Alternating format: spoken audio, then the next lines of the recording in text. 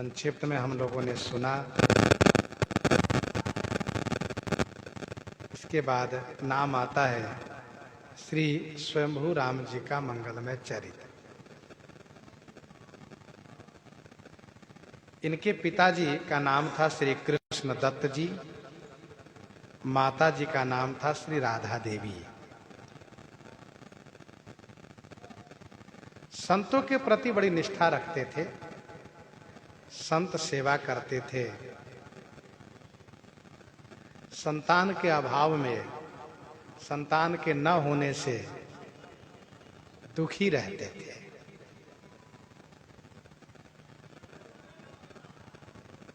तो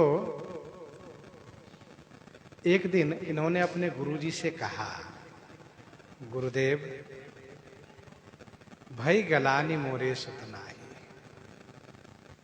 मुझे बड़ी ग्लानि है कि मुझे पुत्र नहीं हुए। गुरुजी ने कहा, एक काम करो, जिस प्रकार से सूर्यवंशी राजा श्री दिलीप जी, उनको पुत्र नहीं था तो उन्होंने गौ की सेवा की थी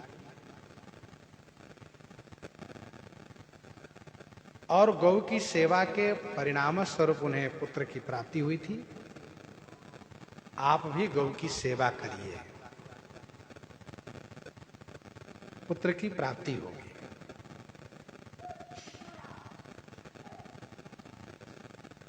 फिर दोनों श्री कृष्ण दत्त जी और राधा देवी जी गौ की सेवा में संलग्न हो गए। बड़ी निष्ठा श्रद्धा से गौ की सेवा करने लगे। सेवा धर्म बड़ा कठिन है, लेकिन आप बड़ी सावधानी से सेवा करते थे। सेवा धर्म परम गहनो योगी नामप्य गम्य, योगियों के लिए अलग है। एक दिन मध्य रात्रि में गैया के पास गए श्री कृष्ण दत्त जी गौशाला में, तो वहां पर एक तेज पुंज दिखाई दिया। पास में गए तो एक सुंदर बालक है, शिशु। इनका हृदय हर्षोल्लासित हो उठा और आकर के अपनी धर्म पत्नी राधा देवी से कहा।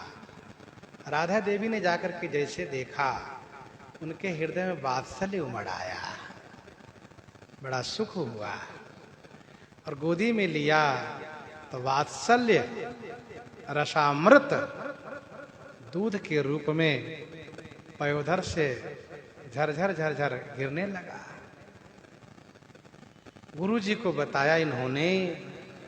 गुरुजी ने कहा, देखो गौ माता की कृपा हो गई, बड़े आनंदित हुए। नाम रखा इनको शोभू राम। बाद में अब स्वयंभू है, स्वयं प्रकट हुए हैं, इसका सीधा नाम रहेगा स्वयंभू राम। कुछ बड़े हुए। अब चूंकि स्वयंभू है, स्वयं प्रकट हुए हैं, ये कोई सामान्य जीव है नहीं,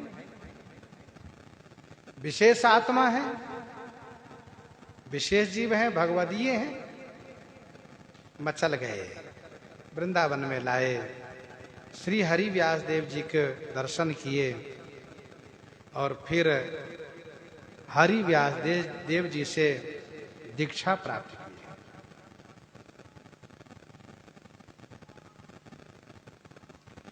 हरि व्यास देव के शिष्य स्वयं भूराम संत अवतारी, जाए बुढ़िया ग्राम विराजे तहां नाथ अपकारी। पंजाब तरफ नाथ संप्रदाय के लोग थे, उन लोगों ने माया जाल दिखाना शुरू किया। इनकी कुटिया को जलाने लगे तो इन्होंने तुरंत भगवान के चक्र को स्मरण किया और चक्र सुदर्शन ने इनकी रक्षा की और उनको दंड दिया।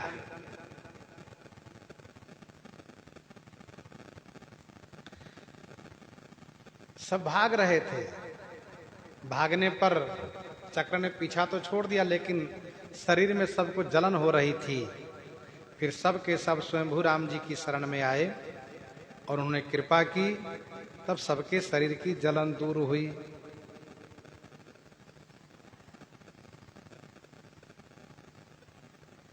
एक इनके शिष्य थे, श्री स्वयंभू राम जी के शिष्य थे, जो 3 पत्नी वाले थे, लेकिन संतानहीन होने से बड़े दुखी थे। स्वयंभू राम जी की आज्ञा मान करके संत की सेवा करते थे, लेकिन एक भी संतान न होने से, पुत्र न होने से लोग इनको बोली बोलते थे, इनको ताना मारते थे, व्यंग बोलते थे। देखो, बैरागी की सेवा करते हो, मुंडी बैरागी की सेवा करने से बेटा होगा? कभी नहीं होगा। ये ब्राह्मण साधु की सेवा करने से पुत्र नहीं होने वाला है। इनको पुत्र नहीं था, इस बात को उतना कष्ट नहीं था जितना कि साधुओं पर आक्षेप करने पर इनको कष्ट होता था। इन्होंने आकर के गुरु जी से कहा, श्री स्वयंभू राम जी से, तो उन्होंने वरदान दिया कि छोटी रानी से, छोटी पत्नी से आपको पुत्र होगा। छोटी पत्नी से पुत्र हुआ। ये चल करके आगे बहुत बड़े भागवत हुए। थोड़े दिन के बाद पिताजी का स्वर्गवास हो गया। बालक को सांप काट लिया, बालक मृत्यु को प्राप्त कर गए। माताजी रोती हुई गई गुरु जी के पास, तो श्री स्वयंभू राम जी ने फिर इनके मुख में चरणामृत दे करके भगवान का नाम सुना करके जीवित करा दिए। ऐसे सामर्थ्यवान श्री स्वयंभू राम जी थे। श्री उदाराम जी नाम के संत हुए। उदाराम वैश्य कुल उपजे भय भक्त अनुरागी। उदाराम जी वैश्य कुल को धन्य कर दिए। इनकी पत्नी से बालक का जन्म हुआ। जन्म काल में पत्नी को बड़ा कष्ट हुआ। प्रसव काल में मां को कष्ट अपार होता ही है। तो पत्नी ने पति से कहा कि मुझे अब कोई संतान नहीं चाहिए और मेरी इच्छा है कि अब हम दोनों संयम पूर्वक ब्रह्मचर्य को पालन करते हुए भगवान की आराधना करें। तो उदाराम जी ने इनकी बात को अनुमोदन किया। दोनों एक मत होकर के और दोनों वैराग्य पूर्वक वानप्रस्थ जीवन जी करके भजन करने लगे। वानप्रस्थ जीवन वह है जो पत्नी साथ तो होती है, लेकिन ब्रह्मचर्य पूर्वक जीवन जिया जाता है। एक बार ठाकुर जी ने इनकी परीक्षा ली। एक संत के वेश बना करके ठाकुर जी आ गए और उदाराम जी से कहा, सुनो मेरी पत्नी बीमार है, तो जब तक वह स्वस्थ नहीं हो जाती तब तक अपनी पत्नी को हमारे घर भेज दो। कहा ठीक है। तो उदाराम जी अपनी पत्नी को श्रृंगार करवाए। फिर उस संत जी ने कहा कि तुम खुद पहुंचाओ। उदाराम जी लेकर पहुंचाने चले। पहुंचाते पहुंचाते देरी हो गई। रात्रि में दोनों वहीं विश्राम करने लगे। प्रातः काल जगते जगते अपने घर आ गए। उदाराम जी को समझ में आ गया ये तो ठाकुर जी की इस प्रकार से प्रेम परीक्षा थी। उनको बड़ा आनंद आया।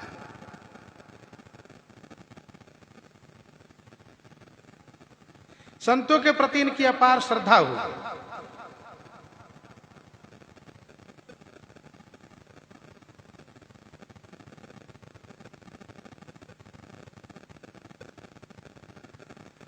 कुछ लोगों ने राजा के पास शिकायत किया, उदाराम जी के पास बहुत संपत्ति है, आपको टैक्स नहीं देते हैं। तो राजा ने इनको पकड़वाने के लिए सिपाही को भेजा। सिपाही उदाराम जी के पास आए, अंधे हो गए। लौट के गए, जाकर के जब वापस हुए तो फिर नेत्र खुल गए। इनके घर की ओर आए तो अंधे हो जाए, जब राजा की ओर चले तो फिर नेत्र इनके खुल जाए। तब राजा को बात समझ में आ गई। राजा ने उदाराम जी को दंडवत प्रणाम किया और सेवा में और सहयोग देना शुरू किया। श्री डूंगर जी का नाम आया है। डूंगर जी ये पटेल जाट छत्री थे। डूंगर भक्त पटेल जाट छत्री व्रतधारी। इन्होंने इस प्रकार से संतों की सेवा की कि पिता ने इनके घर से निकाल के बाहर कर दिया। घर से बाहर कर दिया तो पत्नी के सारे सारे आभूषण बेच करके इन्होंने संतों की सेवा की। एक दिन की बात है, संत आ गए, घर में कुछ है नहीं, पत्नी के गहने भी अब नहीं है, अब क्या करें? तो दोनों बड़े आर्त होकर के ठाकुर जी से प्रार्थना की, प्रभु व्यवस्था कर दीजिए, संतों की सेवा हो। तो उनके आंगन में आकाश से अन्न की वर्षा शुरू हो गई। आटा, चावल, दाल, मसाला, तेल, घी, सब्जी की सामग्री सब आंगन में बरस गया। अब लोगों को पता चला कि भाई ये तो डूंगर जी तो महान भागवत है। पिताजी को बड़ा पश्चाताप हुआ कि मैंने झूठे तुमको घर से बाहर कर दिया, लो अब तुम संभालो अपना घर। फिर इसके बाद आप अपने बेटे को सब सौंप करके द्वारकापुरी गए। रास्ते में अघोरी लोग मिल गए। अघोरी लोग इनको मारने के लिए उपक्रम करने लगे, मारना चाह रहे थे। भगवान स्वयं प्रकट होकर के इनकी रक्षा किए। रास्ते में चल रहे थे तो एक जगह भीड़ भाड़ देख करके उनके पास गए तो पता चला कि एक गर्भवती महिला पति के मर जाने पर सती होने को तैयार है। परिवार लोग उनको समझा रहे हैं कि तुम गर्भावस्था में मत जलो, कम से कम वंश की तो रक्षा हो जाए, पर वे मान नहीं रही थी। तो श्री डूंगर जी महाराज ने उनको, उनके पति को आशीर्वाद देकर के, चरणोदरा का आदि दे करके उनको जीवित कर दिया। सब बड़े खुश हो गए, सब वैष्णव हो गए, भजन करने लगे। श्री पदारथ जी नाम के संत की चर्चा इस प्रकार की है। साधु वेश धरि ठग, एक ठग संत स्वरूप निहारी। एक भक्त, गिरस्थ भक्त थे, साधु के प्रति बड़ी श्रद्धा थी, संतों की सेवा करते थे। एक दिन एक ठग संत आए और वहीं रह गए। बेचारे भगत जी कहीं बाहर गए, ये क्या किए, सब माल संपत्ति बिटोर करके बांध करके भागने लगे। पत्नी ने जान ली तो वे शोर मचाई। राजा के सिपाही उनको पीछा किए तो पदारथ जी के घर में चले गए। पदारथ जी ने वैष्णव वेश होने के नाते बचाया उसको, और बाद में पूछा तुम ये काम क्यों करते हो? कहा महाराज हम इसी काम के लिए वैष्णव वेश बनाए हैं। तो पदारथ जी ने उनको बढ़िया समझाया, उनको बात समझ में आई, और फिर उनको ये कहा तो सारा धन उस भगत के यहाँ पहुंचवा दिए, और वो बेचारा चोर असली साधु बन गया, बढ़िया भक्त बन गया वो।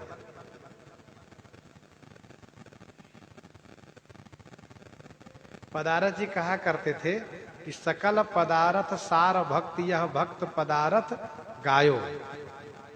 पदारथ भक्त जी ने कहा कि संपूर्ण पदारथ के सार है भक्ति।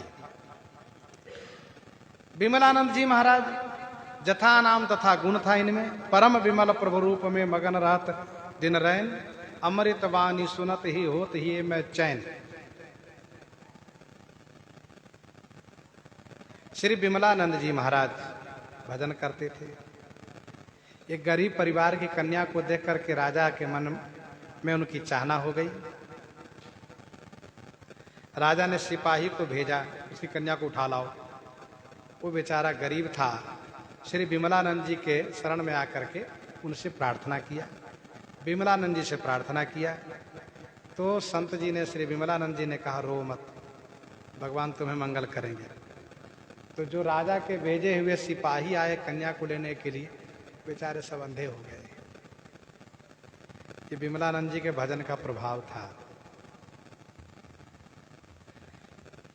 फिर जब वे गए और राजा से बताए, वे लोग आए और फिर क्षमा याचना किए, तब उन सिपाहियों के नेत्र ठीक हुए। इस प्रकार से 56 में बहुत से संतों के नाम आए हैं, जिन सबका संक्षिप्त में चर्चा हम लोगों ने की, हम लोगों ने श्रवण किया। और इन्हीं के साथ आज सीताराम सीताराम सीता राम सीता राम सीता।